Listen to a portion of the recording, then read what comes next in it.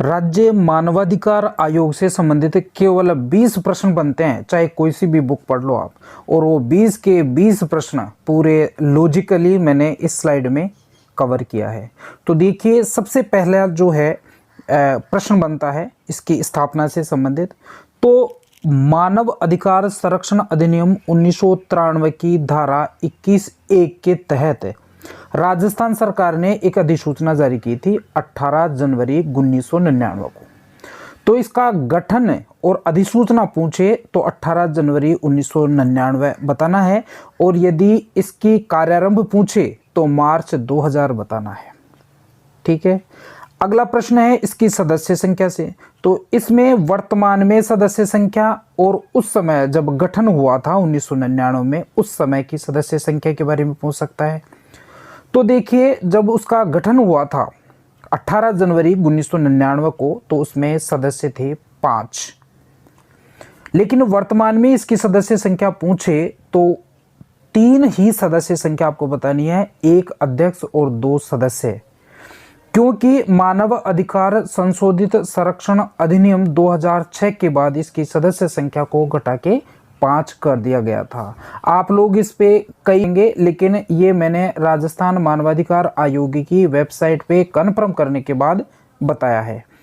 अध्यक्ष से संबंधित कुछ 2 प्रश्न इसमें बन सकते हैं कि अध्यक्ष, पहला अध्यक्ष कौन था, तो वो कांता भटनागर था, और वर्तमान में फरवरी 21 के बाद गोपाल कृष्ण व्यास इसके अध्यक्ष हैं।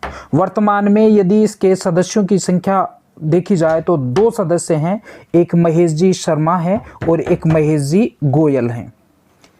इसके बाद में यदि आगे देखें तो इसके सदस्य और उसकी नियुक्ति कौन करता है, तो सदस्य और अध्यक्ष की नियुक्ति राजस्थान का राज्यपाल या संबंधित किसी भी राज्य का राज्यपाल करता है, लेकिन राज्यपाल अपने स्वविवेक से इसकी नियुक्ति नहीं करता। इसमें एक समिति होती है, 6 सदस्यों वाली एक समिति होती है। इस 6 सदस्यों वाली समिति में अध्यक्ष जो होता है वो मुख्यमंत्री होता है, और साथ ही इसमें 5 सदस्य होते हैं। उन 5 सदस्यों में एक गृह मंत्री होता है, एक विधानसभा का अध्यक्ष होता है, एक सभापति, यदि विधान परिषद किसी राज्य में है तो सभापति भी उसका समिति का अध्यक्ष होगा, एक नेता प्रतिपक्ष होगा, एक नेता प्रतिपक्ष विधान परिषद होगा। नेता प्रतिपक्ष विधान सभा और नेता प्रतिपक्ष विधान परिषद दोनों इसके सदस्य होंगे, और दोनों ही अध्यक्ष होंगे, विधानसभा के अध्यक्ष भी और विधान परिषद के अध्यक्ष भी। साथ ही गृह मंत्री होंगे और मुख्यमंत्री होंगे। इस प्रकार 6 सदस्य जो है मिलके एक सिफारिश करते हैं राज्यपाल को, और राज्यपाल इस 6 सदस्य समिति की सिफारिश पे इसके सदस्य और अध्यक्ष की नियुक्ति करते हैं।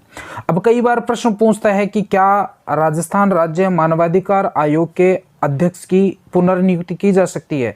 तो इससे संबंधित एक कथन है कि यदि अध्यक्ष की पुनर्नियुक्ति करनी हो तो वो नहीं हो सकती। अध्यक्ष की नियुक्ति दोबारा नहीं हो सकती, लेकिन सदस्य यदि कोई है और उसकी आयु अभी तक 70 साल नहीं हुई तो उसकी नियुक्ति पुनर्नियुक्ति हो सकती है। अब इसमें एक और है, कार्यकाल से संबंधित प्रश्न पूछा जाता है कि आयोग के सदस्य और अध्यक्ष की कार्यकाल कितना होता है। तो इसका कार्यकाल 5 वर्ष या 70 वर्ष की आयु में से दोनों में से जो पहले हो जाए वही इसकी आयु होगी। बाद में है आपका, देखो, राष्ट्रपति इसको बर्खास्त कौन कर सकता है। तो राज्य इसके मानवाधिकार आयोग के सदस्य और अध्यक्ष की नियुक्ति तो राज्यपाल एक 6 सदस्य वाली समिति की सिफारिश पर करता है, लेकिन उनको इसके सदस्यों को बर्खास्त करने का अधिकार नहीं है। बर्खास्त कौन कर सकता है? बर्खास्त केवल राष्ट्रपति कर सकता है, और राष्ट्रपति के पास भी उनके एक सार्थक कारण होने चाहिए। कौन कौन से कारण हैं? साबित कदाचार। अनुच्छेद 145 में वित्त प्रक्रिया द्वारा यदि भारत के सर्वोच्च न्यायालय ने किसी व्यक्ति पर कदाचार सिद्ध कर दिया है तो उसको राष्ट्रपति बर्खास्त कर सकता है। यदि कोई व्यक्ति कार्यकाल में कोई अन्य वैतनिक रोजगार में लग जाता है तो भी उसको बर्खास्त किया जा सकता है। यदि आयोग का कोई सदस्य मस्तिष्क या शरीर की दुर्बलता से ग्रसित है तो भी राष्ट्रपति उसको बर्खास्त कर सकता है। इसके अलावा यदि कोई सक्षम न्यायालय आयोग के किसी सदस्य या अध्यक्ष को विकृत चित्त घोषित कर दें तो भी उसको बर्खास्त किया जा सकता है। और यदि किसी व्यक्ति का नैतिक पतन हो गया हो और उसको कारागार की सज़ा मिल चुकी हो तो उसको भी राष्ट्रपति बर्खास्त कर सकता है। अब बात करते हैं राज्य मानवीय अधिकार आयोग के कार्यों के बारे में।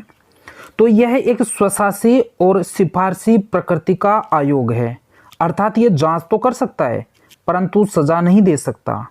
यह केवल सजा की अनुशंसा कर सकता है। दूसरा जो कार्य है महत्वपूर्ण वो ये है कि मानवाधिकारों के उल्लंघन की शिकायत की जांच कर सकता है, लेकिन यहाँ भी वो सजा देने के लिए ताकत नहीं रखता, पावर नहीं रखता। राज्य सरकार के नियंत्रण अधीन किसी भी बंदी गृह में जाकर जीवन दशाओं के बारे में अध्ययन कर सकता है और वहाँ सुझाव दे सकता है, यहाँ भी आदेश नहीं दे सकता और इनके आदेश बाध्यकारी भी नहीं होते। चौथा जो इनका कार्य है वो मानवाधिकार के क्षेत्र में अनुसंधान करना है। पांचवा कार्य है मानवाधिकार के संरक्षण करने वाले गैर सरकारी संगठनों को प्रोत्साहन देना। और मानवाधिकार 1 वर्ष से पुराने मामलों की जांच भी नहीं कर सकता और गवाहों को समन जारी कर बुला सकता है लेकिन दंड नहीं।